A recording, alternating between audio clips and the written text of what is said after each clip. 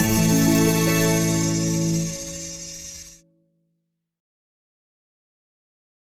दफा का जिक्र है कि बगदाद में एक दर्जी रहता था। वो बहुत होशियार था, मगर लालच ने उसके दिल में घर कर लिया था। वो हमेशा सोचता कि किसी तरह ज्यादा दौलत कमाए, चाहे उसके लिए किसी को धोखा ही क्यों ना देना पड़े।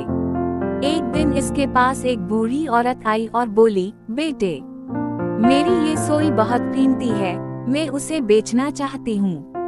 अगर तुम उसे खरीद लो तो तुम्हारी किस्मत बदल सकती है। दर्जी ने हंसते हुए कहा, एक आम सी सोई से क्या किस्मत बदलेगी।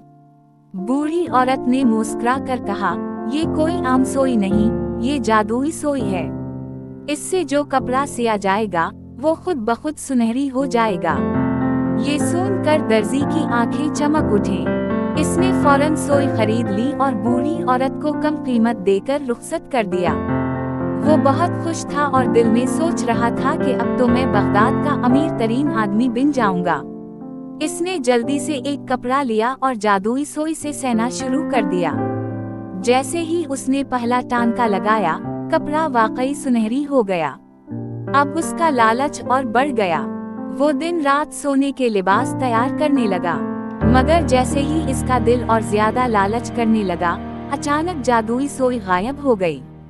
अब दर्जी बहुत परेशान हुआ, इसकी दौलत भी खत्म हो गई है और अब वो आम कपड़े भी सीने के काबिल ना रहा, क्योंकि इसका ध्यान सिर्फ जादुई सोई पर ही लगा रहता था। आखिरकार वो समझ गया कि लालच की सजा यही होती है कि इंसान जो कुछ रखता है वो भी खो बैठता है। प्यारे बच्चों, इस कहानी से हमें ये सबक मिलता है कि लालच एक बुरी आदत है, जो इंसान के पास होता है वो भी छीन लेती है। हमेशा ईमानदारी और मेहनत पर भरोसा करना चाहिए।